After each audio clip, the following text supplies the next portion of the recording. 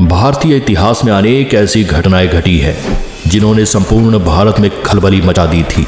इनमें से सबसे महत्वपूर्ण घटना थी भारत पर अरबों का आक्रमण। मोहम्मद बिन कासिम वो मुस्लिम आक्रमणकारी था जिसने 712 ईस्वी में भारत पर आक्रमण किया और सिंध प्रांत को जीत लिया। आज हम आपको यही बताने की कोशिश करेंगे कि अरबों ने किस तरह भारत पर पहला आक्रमण किया और फिर यहीं अपने पैर पसार लिए। साथ ही हम यह भी जानेंगे कि इस्लाम धर्म का उदय कैसे हुआ था। इस्लाम धर्म का उदय। सबसे पहले हम ये जान लेते हैं कि इस्लाम धर्म की नींव कैसे पड़ी। बताते हैं कि अरब के लोग कबीलों में रहते हैं और ये खाना बदोश जीवन व्यतीत करते थे। प्रत्येक कबीले के अपने देवी देवता थे जिन्हें ये लोग पूजते थे। इन कबीलों का नेतृत्व एक शेख के द्वारा होता था जिसका चयन कुछ हद तक पारिवारिक संबंधों के आधार पर होता था, लेकिन ज्यादातर बुद्धिमत्ता, व्यक्तिगत साहस और उदारता के आधार पर किया जाता था। 6ठी शताब्दी के आते आते इन कबीलों ने व्यापार को अपना पेशा बनाया और इसका सबसे ज्यादा प्रभाव पश्चिमी अरब के मध्य भाग में देखने को मिला जिसे हिजाज कहते हैं। आपको बता दें कि इस्लाम उदय के 2 प्रमुख स्थान मक्का और मदीना इसी इलाके में आते हैं। बाद में कुछ लोगों ने शहरों की ओर पलायन किया। ये लोग खेती और व्यापार करके अपना जीवन व्यतीत करने लगे। मक्का सबसे महत्वपूर्ण व्यापारिक केंद्र होने के साथ साथ एक मुख्य धार्मिक स्थल भी था। इस्लाम धर्म का जन्म 7वीं सदी में अरब देश में हुआ और इस धर्म के संस्थापक और प्रवर्तक हजरत मोहम्मद साहब थे। 612 ईस्वी के आसपास उन्होंने स्वयं को खुदा यानी अल्लाह का दूत बताया और अल्लाह के द्वारा बताए गए मार्ग को लोगों के सामने रखा। बताते हैं कि मोहम्मद साहब ने 15 वर्षों तक एक गुफा में रहकर चिंतन एवं मनन किया और उसके बाद उन्हें अल्लाह के दर्शन हुए। उन्होंने खादिजा नामक एक 45 वर्षीय धनी विधवा महिला के साथ धर्म प्रचार का काम करना प्रारंभ किया। कहते हैं कि यह महिला विश्व की पहली ऐसी महिला थी जिसने मोहम्मद साहब के नवीन इस्लाम धर्म को स्वीकार किया। बाद में मोहम्मद साहब ने खादिजा से विवाह कर लिया था। इस्लाम की स्थापना के बाद मोहम्मद साहब ने सारा जीवन खुदा के संदेशों और इस्लाम का प्रचार करने में लगाया।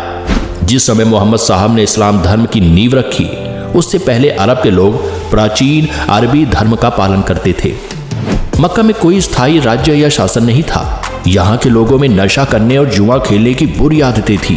वैवाहिक संबंधों में भी स्थायित्व नहीं था और बेहुदे वाद प्रचलित था।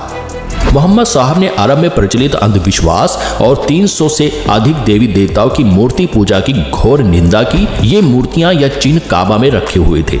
उन्होंने कहा कि हमें सिर्फ अल्लाह की आराधना करनी चाहिए।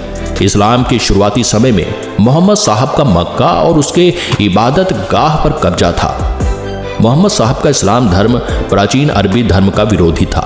मक्का के समृद्ध लोगों को देवी देवताओं को ठुकराना बहुत बुरा लगा। ये लोग इस्लाम जैसे नए धर्म को मक्का की प्रतिष्ठा और समृद्धि के लिए खतरा समझने लगे। इसीलिए लोगों ने मोहम्मद साहब का खूब मजाक बनाया और भारी विरोध किया। तब मोहम्मद साहब को भागकर मदीना में शरण लेनी पड़ी।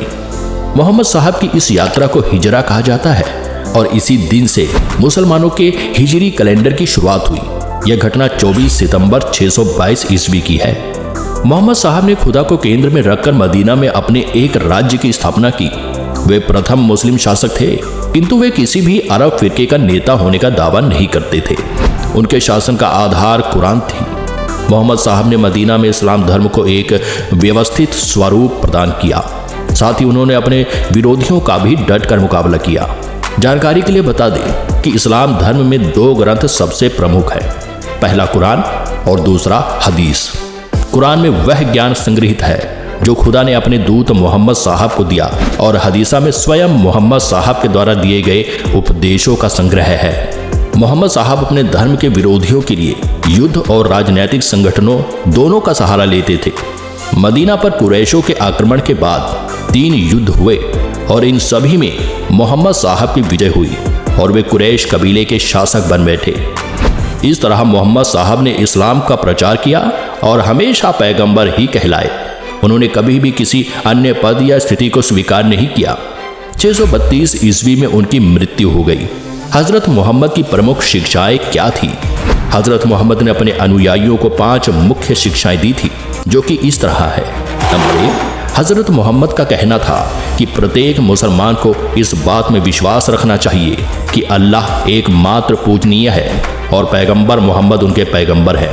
नंबर 2, हर एक मुसलमान को दिन में 5 बार नमाज अदा करना अनिवार्य है। नंबर 3, निर्धनों को जकात देना चाहिए। जकात एक प्रकार का दान है। नंबर 4, इस्लाम को मानने वालों को रमजान के महीने में रोजे रखने चाहिए। नंबर 5, प्रत्येक मुसलमान को अपने जीवन काल में एक बार जरूर हज यात्रा करनी चाहिए। पैगंबर मोहम्मद ने अपना कोई उत्तराधिकारी नियुक्त नहीं किया था, इसलिए जनसाधारण ने उनकी मृत्यु के बाद अबू बकर को उनका उत्तराधिकारी बनाया, जिसे खलीफा कहा गया। हजरत मोहम्मद के बाद खलीफाओं ने इस्लाम धर्म को आगे बढ़ाया। उनके नेतृत्व में अरब के बाद मिस्र, ईरान, इराक और सीरिया जैसे देशों तक इस्लाम धर्म का विस्तार किया। इस्लाम इतिहास में अब्बास वंश के शासकों ने सबसे अधिक समय तक शासन किया। भारत पर अरबों का आक्रमण और इस्लाम धर्म का प्रवेश।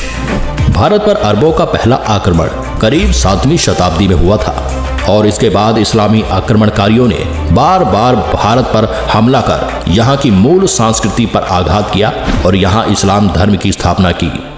इराक के हाकिम अल हज्जाज ने मोहम्मद बिन कासिम के नेतृत्व में अरबों को सिंध पर आक्रमण करने के लिए भेजा था। मोहम्मद बिन कासिम हज्जाज बिन यूसुफ का भतीजा और दामाद था। 712 ईस्वी में अरब आक्रमणकारी ने सिंध पर विजय हासिल की थी।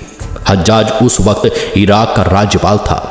हज्जाज ने ही मोहम्मद बिन कासिम को 17 वर्ष की आयु में मरकान तट के रास्ते सिंध भेजा था।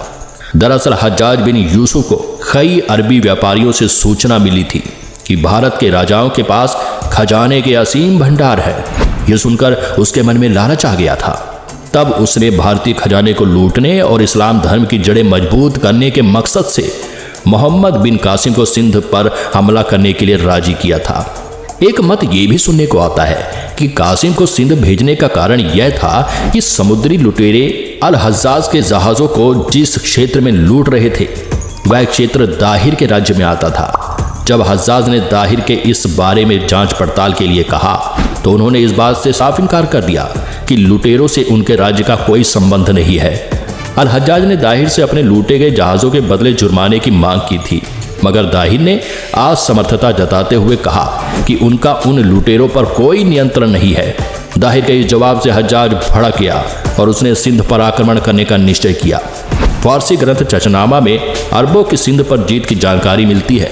बताते हैं कि मोहम्मद बिन कासिम अपने सैन्य सिपाहियों को लेकर राजा दाहिर से युद्ध करने के लिए जब भारत आया तो उसने दाहिर के विरोधियों को बड़ी चालाकी से अपने साथ मिला लिया। इस तरह उसके पास सैनिकों की कोई कमी नहीं थी। युद्ध की घोषणा होते ही मोहम्मद बिन कासिम के सेना ने सिंध की सेना पर जबरदस्त आक्रमण कर दिया। राजा दाहिर हाथी पर बने लकड़ी की गद्दी पर बैठकर बड़ी वीरता से कासिम के सैनिकों से लड़ रहे थे। राजा दाहिर की सेना कासिम की सेना पर भारी पड़ती नजर आ रही थी और कासिम से यह बर्दाश्त कर पाना मुश्किल हो रहा था। तब उसने बड़ी चालाकी से राजा दाहिर के हाथी पर जलते हुए तीरों से हमला करना शुरू कर दिया, जिस कारण लकड़ी के ढांचे में आग लग गई और देखते ही देखते ये आग इतनी भीषण हो गई कि दाहिर राजा का हाथी बेकाबू हो गया।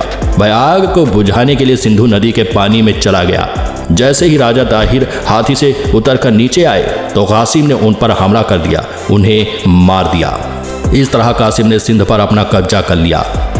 युद्ध में राजा दाहिर की मृत्यु के बाद मोहम्मद बिन कासिम ने उनकी 2 बेटियों को खलीफा के पास भेज दिया था।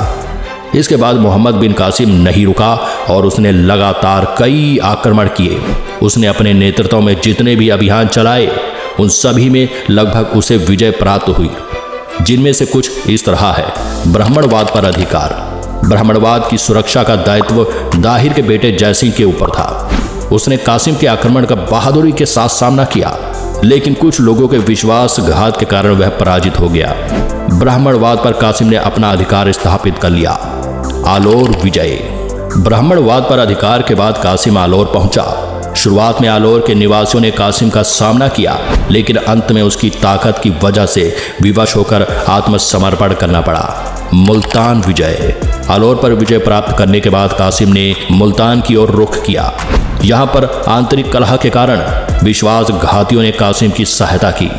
उन्होंने नगर के जल स्रोतों की जानकारी अरबों को दे दी, जहां से दुर्ग निवासियों को जल की आपूर्ति की जाती थी। बाद में दुर्ग के सैनिकों ने आत्मसमर्पण कर दिया और कासिम का नगर पर अधिकार हो गया। इस नगर में मीर कासिम को इतना धन मिला कि उसने इसे स्वर्ण नगर नाम दिया। इस तरह अरबों यानी मुस्लिम आक्रमणकारियों ने भारत पर अपना पहला आक्रमण कर यहाँ धीरे धीरे अपने पैर जमाने शुरू कर दिए थे। उन्होंने भारतीय धर्म व संस्कृति को तहस नहस करने में कोई कसर नहीं छोड़ी। उम्मीद करते हैं आपको इस जानकारी से काफ़ी कुछ समझने को मिला होगा और नया सीखने को भी मिला होगा। अगर आप चैनल पर नए हैं तो चैनल को सब्सक्राइब करके बेल आइकन जरूर प्रेस करें, ताकि हमारी आने वाली वीडियो की नोटिफिकेशन आपको सबसे पहले मिले। Thanks for watching.